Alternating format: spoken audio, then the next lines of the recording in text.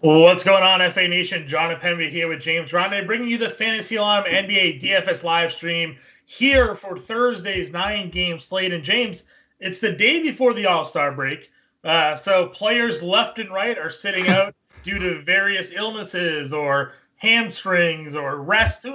They're just not playing, basically, in this game. It's one of the longer lists of injuries and outs and questionables that I think we've had most of this season. Sean Mitchell was the guy on the playbook. Fortunately, it wasn't you or I that had to deal with all this. He's still going through all those updates here. But, yeah, it's going to be looking like quite a mess tonight. John, you got off scot-free the last 2 days. No playbook yesterday, 1,000 injuries. No playbook today, 2,000 injuries. I did the playbook on Monday, and I'm sure it was just as bad as everything else. No, I refuse to believe that. I refuse. You got off scot-free, and that's my story, and I'm sticking to it. Okay. As long as you're okay with it, I'm okay with it. I am okay with it. James, what are the big injury news that we're paying attention to right now, though? Kelly Oubre is probably one of the more important pieces of news since we already know Steph Curry, Draymond Green's out. Kawhi Leonard, we just got news. He will be playing this evening. Marcus Morris ruled out. Derrick Rose ruled out, and the importance is Elfrid Payton elevated to questionable. So if Elf is in, there's no D Rose. If Elf is out, Frankie Nikitalina also questionable. So it could be the Emmanuel Quickley show there. Let's hope. Let's hope. We know Josh Jackson once again ruled out. Domantas Sabonis currently listed as questionable. Jimmy Butler and Bam Adebayo listed as questionable. And Al Horford officially ruled out as of 2 minutes before we hopped on air. Jeremy Grant. Him and Jeremy Grant officially out, and then Buddy Hield listed as questionable. Kings on the second leg of a back-to-back. So I would say those are probably our key injury news. There's smaller pieces like JJ Redick listed as questionable, but the most important pieces of news we already got. LaMarcus Aldridge also out. Another guy that another notable name there. You said Steph Curry already, right? I did. Him and Draymond both out, and Oubre questionable. Yep. All right, let's kick it off at the point guard spot at the top, and you're looking at our draft percentage projector here. Dame Lillard against Sacramento seems to be the king here. For good reason. We love attacking Sacramento. Sacramento's on the back-to-back. All the goodness here of Dame Lillard. It's for me though. It's a little bit surprising, I think, to see such high projected percentage on a slate that also boasts Giannis and Nikola Jokic, where I feel like I trust them maybe a little bit more to have a 70 fantasy point ceiling as to Lillard's 60. But there's also a lot of value on the slate. So maybe that's just a reason why we're going to be able to go stars and scrubs here tonight and kind of roll it that way. Yeah, I mean, we have Pistons like rinse repeat, right? Pistons value from last night, and their prices didn't rise at all. Dennis Smith Jr. down $100 after triple double. Steve Mihailuk $3,100. I mean, you could play all these guys again, and you could probably fit two of Westbrook and Jokic or Lillard, and as my dogs go, absolutely. Say Zeus, man. What's he think? They don't like Lillard apparently, but no, I mean, it's a 237 total. Kings on a back-to-back. Trailblazers on a back-to-back. I don't know about 237. That's tough just considering it's back-to-back. I apologize for everyone listening for the dogs in the background. I prefer Russell Westbrook probably below him, and I actually probably prefer De'Aaron Fox on the flip side of this matchup, just saving money, and Portland just as bad defensively. Plus, again, I think you can comfortably fit Fox plus Giannis and Jokic as compared to Lillard and one of Giannis or Jokic. Yeah, I think that's fair. If we're looking in the mid tier here, we have John Morand against Milwaukee. Morand had a huge game the other night. Milwaukee's defense hasn't been great, but Drew Holiday is back in the mix there now. Where do you stand in the mid tier here? John Morant, Kemba Walker, two guys that are, Kemba's really on the come lately as well. I think it's hard to ignore the Morant ownership here coming off such a big game, and we know that's a juicy game environment. 234 in Milwaukee, Memphis. And I think that Toronto-Boston should be an entertaining game too, and I like Kemba quite a bit after what we saw from all of Detroit against this Toronto defense just last night. But that ownership for Morant, you and I were like completely all aboard the John Morant train before the season, and we got a glimpse of what could be the other night in Washington. I think that is something that kind of is going to kickstart him. I'm having a hard time not rostering Ja in whatever format you would like, considering this price. And I think I want to find the extra $100 on both sites from Kemba Walker. I like Kemba a lot. It's not to say I don't. But does Kemba provide us the upside that John Morant does? I don't think so. Yeah, probably not consistently. I mean, yes, lately Kemba's been out of his mind, last couple games, 38, 42, 47 fantasy points. But, Tatum and Brown, when they are going good, like, it can really limit Walker's ceiling, where Ja, really is the guy there in Memphis. So I'm sort of in agreement with you. Dennis Smith Jr., we already talked about, he's going to be an elite play on this slate going up against the Knicks, a little revenge narrative. He's been out of his mind. They're limited with other scorers, with Grant and Jackson both ruled out. So easily lock and load him. It's still under $5,000 on DraftKings is unreal. Right. Hard to fade that. And then we got Brad Wanamaker, who had played 33 minutes in the game against Charlotte where Steph Curry didn't play. If he's in the starting lineup again, I think you have to assume. Now, he didn't even start that other game. Mark Mulder, right? I think, or Micah Mulder, whatever his name is. Mark Mulder's a pitcher from like the Mark Mulder from the Oakland Athletics. Yep. Yeah. The Cardinals. Right. But the other Mulder there for the Warriors actually started that game, and Wanamaker still played all the minutes off the bench. So again, looking at ownership, he's supposed to be fairly chalky tonight. But I guess we'll see how that all updates with the news that's breaking now. Yeah, I think Wanamaker is definitely the chalk. And I think someone that you've brought to my attention the last couple slates, John, and that's Ty Jerome, would be the pivot kind of off of that chalk, who is a guy who's played 29 and 30 minutes the last two games. And he's been with the Thunder for 3 games only. And he's put up 20-plus fantasy points in all 3. And he's only $3,400. And he's getting the Spurs, which is a great matchup. Best on the board for point guards this year, according to DVP. So Ty Jerome, first round pick last year, was not aware of that. So John, I think it's a good call. And look, I think Wanamaker probably ends up being fine. He's stone cold min salary, right? So it's hard to ignore that.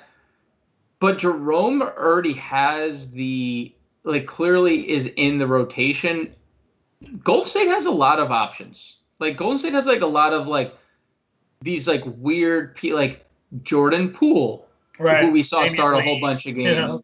Yeah. They recalled Nico Mannion, their draft pick with the red hair. That guy. They recalled him earlier this week. So as much as I think Brad Wanamaker is a pretty good player, I mean, he was good in Boston. I'm not fully sold on this version of the Warriors with Brad Wanamaker playing 30 minutes. And I guess he could, but could get Point Wiggins. Could get Point Wiggins as well. So I think Jerome is a interesting pivot. And let me just throw Saban Lee's name out there, right? He only played 20 minutes, but my word. 20 actual, 36 fantasy points in those 20 minutes on what is today, Thursday? So that was Wednesday. Thursday. Quickly is a shooting guard on FanDuel, point guard, shooting guard on DraftKings. I think you can, obviously, again, if Rose is already out, if we're waiting on Peyton, news, then 100% we're going the Quickly train as well. Shooting guard, Brad Beal's at the top. Clippers. We just saw this matchup recently.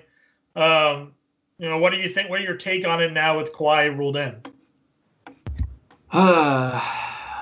Bradley Beal bit me in the. He's a solid play. When he's going, no one can stop him, right? It doesn't really matter who's on the defensive side of the ball. I don't love it. I think there are better spends. I'd rather allocate my funds to SGA for $900 less on DraftKings. I'd rather, on the flip side of this game, go to Paul George, who's coming off 48 fantasy points. And I'm wondering if Kawhi being active takes some ownership off of PG. Yep. Which is fine because he's been fantastic even with George playing with Kawhi this year anyway. So, and no Marcus Morris tonight either. Like, I think George is in a great spot at a really great. Is he like under 8K somewhere? He's 86. He's 86 on DK. I don't have his FanDuel. Hold on, I think FanDuel he's under $8,000. He's $7,900 on FanDuel. Oof.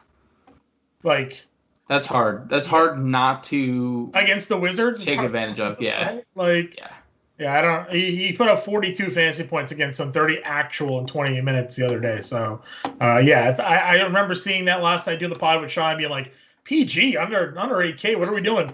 Where are we doing here? So yeah, great spot for him for sure. For value, we were really big on DeAnthony Melton the other day. A lot of things lined up well for Melton here. We don't have injuries. Kyle Anderson's active or not quite. Like, what's his? Grayson Allen is out. Yeah, Kyle Anderson's active, and that's like the news that honestly matters. Like, it's going to be tougher with everyone other than Grayson Allen because. Yeah, I don't know.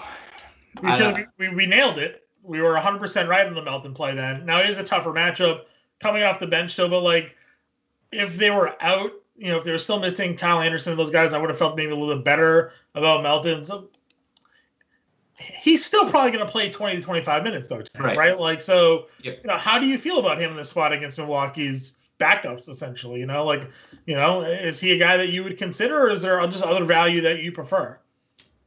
I mean, I think you can do it, but it's scary to play him and then not spend or not save like over $1,000 and play one of the Detroit guys who are kind of just being handed to us for free. Like Wayne Ellington, 3,400, scores 25 actual last night, 37 fantasy points. Svi Mykhailiuk, 37 minutes, 3,100, 28 fantasy points. Big injury news here, James. Big injury news. Zion Williamson is doubtful. Holy heck. Toe injury. Maybe he broke his shoe, maybe again. His foot went through his shoe like it did at Duke. I mean, we're at shooting guard. I don't hate Eric Bledsoe, who played 41 minutes again last night. Mm-hmm. And put up 38 fantasy points. He's been playing a ton of minutes. He's been solid. I agree with the Bledsoe. I was also leaning a little bit towards Josh Hart as well. Yeah, for sure. I mean, he's a very good rebounding guard, and there's going to be a lot of opportunity for that with Zion off the floor. So, do you think they shift Ingram to power forward? They could, yeah. Who's their? I've never looked to see who subs in for Zion. Like, who's their backup for? I don't even know. Brandon Ingram. It's Brandon Ingram. Right? It's Ingram, and then they shift Hart. Hart just plays small forward. Mm-hmm. Hart has played like 100% of his time. Melly is long gone. I was gonna say, like he's not on the roster anymore, right? He's on the roster, but you wouldn't know he's on the roster type of thing. He does not step on the floor. I mean, yeah, I love Josh Hart. So just a quick look at things. Brandon Ingram, as you know, expected, 31% usage rate without Zion, 1.25 fantasy points per minute. Lonzo 1.02, Bledsoe 0.9, Steven Adams 0.9, Josh Hart 0.8. So Ingram almost a 3% usage bump, Bledsoe almost a 3% usage bump, Josh Hart almost a 1% usage bump. So whether or not it's a usage bump or not, Josh Hart is going to benefit. Right. And this is an interesting matchup against Miami. We don't love these games against Miami, right? Like they feel slow, they're low scoring. It feels like oftentimes they're missing potentially guys though as well. Right. Like, it could have no Butler, could have no Bam tonight. It kind of just throws a lot of different things. Do you think Steven Adams gets a bump with no Zion? Yeah, he could. It's also scary. Like it could be like Hernan Gomez who gets the bump because Steven Adams only played 21 minutes last night, so do they limit him again on a back-to-back? Like I that's scary. But it is potentially the Steven Adams bump. So it's definitely like massive news because now we have Zion doubtful, Redick questionable. So who now steps into like, is it Hart that starts? Do they like run a smaller lineup and they start like NAW? It is definitely interesting. I can see Hart starting. I can see, but to that point, if Hart's starting, then who's valuable off the bench now, right? Like I think NAW probably becomes the primary guy off the bench. He played 7. I mean, he didn't even play against Chicago. Like, they're not even playing this guy, which is crazy to me, by the way, that is not even playing. No, I agree. Again, I'm looking right now, see their roster. Like, you know, who are they playing? Who are they using? Because Lonzo played 21 minutes, so they clearly played, or 26 minutes. They clearly just shifted Bledsoe to point guard last night because Bledsoe played 41 minutes. I mean, Redick played a bunch of minutes last night. Redick played a bunch of minutes. Hart played a bunch of minutes. Yeah, played 28. Yeah, and Hart played 34. Jackson Hayes got him a run last night. So and Hernan Gomez did not. Hernan Gomez played 15 minutes. Right. Hayes played 11. So I think ultimately, and since we're at shooting guard, I do think you give Bledsoe a big bump, even though it's Miami. He's averaging 36 minutes and 32 fantasy points over his last 5. I think he is a not a lock, but low 5K price range is very appealing.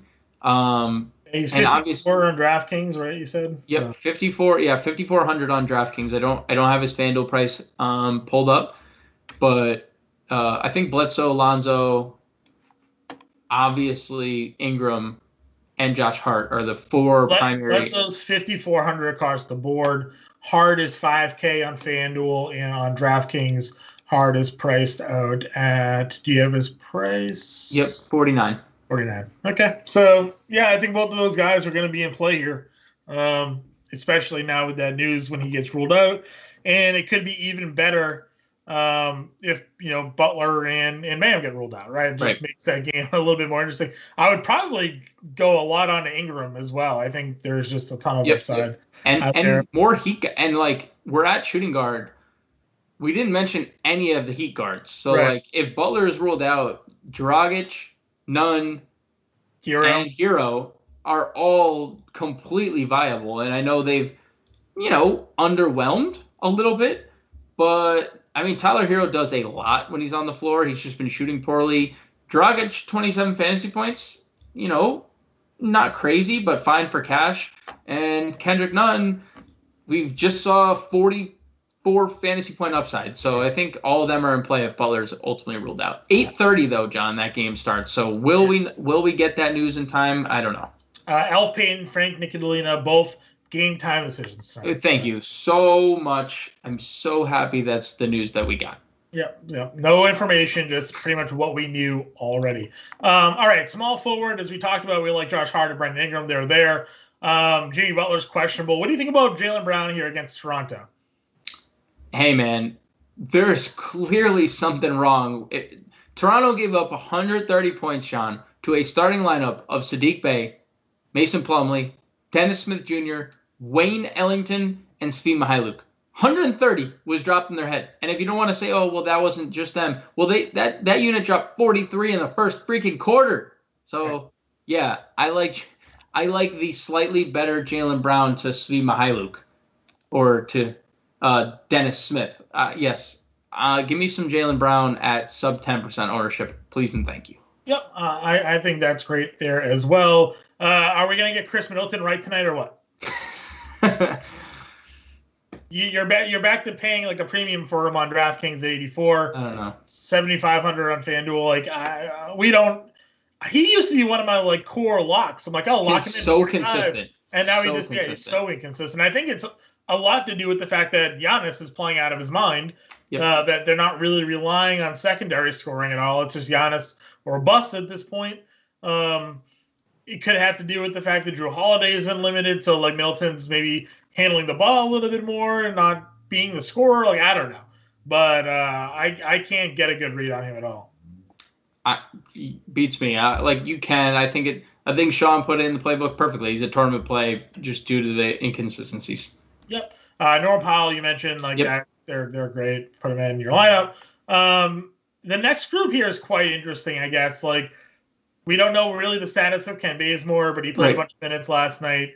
I could probably cancel Batum out a little bit. Like Morris isn't there, but Kawhi is back, so I'm not in love with Batum here. But then we got our guy Porter against the Pacers, which I think is in a good spot for him as well. Yeah. He's been good. $7,000 though. He let me down the other day, and I think it was more because of foul trouble than anything in that game. He bounced back a little bit at the end, but I mean, Indiana's a pretty good defensive team. I don't know if I have much interest in Denver outside of Jokic personally tonight. That's just me. Small forward also like I like Will Barton. I think Will Barton's fine. Like Will Barton is solid. I think like Mikal Bridges is fine at small forward. I think he's like a cash game play. But I don't love small forward outside of like the guys already mentioned in the playbook. I guess Bazemore is interesting, but if he starts, we're not going to know. We're just not going to know. That's the thing. We're not going to know if Oubre is playing. That's the part we don't know. What I like the idea about Bazemore is that he starts and Oubre is out and Steph is out. Bazemore's a guy that is not afraid to shoot the basketball. Not at all. So like the potential for upside with him would be pretty great there. Power forward, Giannis is at the top, like we mentioned. Brandon Clark's not going to do anything here against Giannis. Maybe and Slow-Mo, who has been starting at power forward too. True. So Joe Val, maybe like definitely a bigger body can handle it, but he's been getting in a lot lot of foul trouble lately. So how's that going to handle for him with Giannis there? So I'm really big into Giannis tonight. He's probably my top play overall. I know that's maybe a little bit blasphemous because Jokic has gone for like 80 in back-to-back games pretty much, but Giannis I'm a big fan of here. And really the rest of the power forward position is pretty strong. Yep. Anybody in particular jump out for you? I mean, we're getting Julius Randle at sub 5% ownership once again, and he's going to go for 50 once again. So you could definitely go there. You could definitely go to Tatum in a matchup against a dreadful Raptors defense. Those are probably the next two guys I would look at. Chris Boucher was pretty good on Wednesday. Mm-hmm. I would probably go back to the well on Thursday. I'm not expecting. I don't think we're not going to get what we expect from Chris Boucher. I think we just have to lower our expectation. I think tonight, after a night of like, oh man, he's going to go for 40. All these guys are out. Maybe tonight's the night we hop on the bandwagon, and maybe tonight's the night he's like kind of let loose a little bit. So I mean, like, how many times have we said that? I know this is true, but like, not opposed to go back to the well while all these guys are out. I'm not. And it's a bad Boston front court.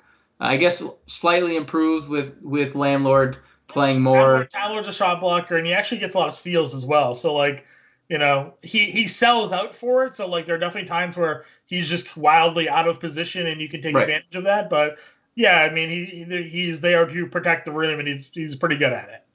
And then probably one of the better tournament plays of the day is probably Bob Cove. Under 6K. Yeah. His recent form has been fantastic. Yeah, under 6K, he gets Sacramento. It's likely not a lot of Marvin Bagley because it's a back-to-back. Even if it is Bagley, like, bad defender. It's hard not to play Covington. And Sean had Carmelo at small forward. I'd probably throw Carmelo into that equation too, just based on the defense that Sacramento does not play. I would give some love to Carmelo in tournaments as well. Yeah, I'm 100% with you on that one. Value, Dario Saric is someone that we like. Yep. Yeah. Cam Johnson ruled out. He played 26 minutes the other night. Had a really strong game there. If it becomes a blowout, he seemingly gets some of that run there as well. We know Phoenix now facing a depleted Warriors team. Like, that game may not stay close for long. So I think Saric is actually a really good tournament spend down also there. So any other values for you at power forward? Or yeah, Trey Lyles, 4,300, no Aldridge. I know Keldon Johnson's back, but he only played 10 minutes last time, so I wonder if even if he plays 20, I still think Trey Lyles could, we play some power forward, we play some center. So Trey Lyles, 4,300, probably it for me, I guess. Yeah. What do we do? Well, I shouldn't say that. What are we doing with Golden State with Draymond out? Do we? Is it Toscano Anderson who's 3,100? Eric Pascal who's a power forward on DK? Maybe whoever starts. Because we've seen both of those guys be pretty damn productive when given the run. So it would depend if Oubre is in or out for me. Okay. If Oubre is out, I think I would have more interest in them. If Oubre is in, he could start at the 5. I mean, the 4 rather. They could start Bazemore at the 3 and run it down that way. Or if Oubre is in, how many shots does Paschal get between Wiggins and Oubre there? Probably not a ton. And JTA is not an offensive guy. So, I wonder there. I think, we'll transition to center. Wiseman can maybe be sneaky good tonight, with no Draymond. If they should be playing him more minutes anyways. Once again, they didn't play him at all the other night. I just don't understand why.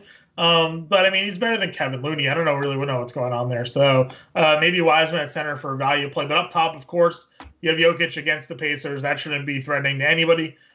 He's just an absolute smash play. Then the only other guy that I was really focusing in on today was Jakob Pertl. Again, knowing that there's no back-to-back tomorrow and the Spurs didn't play yesterday, there should be no reason that Pertl is limited. There's no LaMarcus Aldridge tonight. It's a great matchup against the Thunder. Everything is adding up to him having one of those 13 points, 14 rebound, 5 block games, right? That's So I'm biting in hard here on Pertl if I'm not going up to Jokic. Yeah, I think Pertl. I think there's a trio of guys, John, that I would consider not playing or consider playing if not for Jokic. I would play Pertl. I would play Plum Dog, who I was all over last night, triple-double. I think we've attacked the Knicks enough to know that it's a spot that we love to use centers against. And on the flip side of the game, Nerlens Noel, who, yes, hasn't been fantastic, right? He has had a few games where you're oh, okay. The minutes have been great. The minutes, though, man. 41, 40, 37, and Taj Gibson already rolled out. And we've gotten, 12 and 11 rebounds the last 2 games. We've gotten 2 assists. We've gotten 3 blocks. The matchup against the Pistons. And he gets a matchup against the Pistons. And this is the one that he just smashed in. So I do think this spot for Nerlens Noel is a really good one. 5,600. But after that, it's how do we go any further? You and I were talking earlier, you and with Justin Fensterman too. Landlord, if you were interested in one of these Celtics centers, I think Robert Williams makes the most sense, just given he has the most upside, even if he's playing the fewest amount of minutes of all of them. We've now seen 22 or more minutes in 2 of 3, and in those games we've gotten crazy production, stupid production. So if there was ever isn't this we've screamed for a few guys, John, in past years to get more minutes. This is the version. He would also get the blowout run too. So there's definitely that. True. If Boston is able to, which they should be able to, since Detroit just did this at Toronto, and it's in Boston. It's an 8-point spread. You should be able to put them away. Let's see if that's the case. But you're right. I mean, this could lead to what we could. I'm not saying we will, but we could see 24, 25 minutes out of Robert Williams. Right. We just need those couple extra minutes to really hammer home a 35, 40 fantasy point game. Yeah, I'm 100% agree with you. I think it's a great GPP play.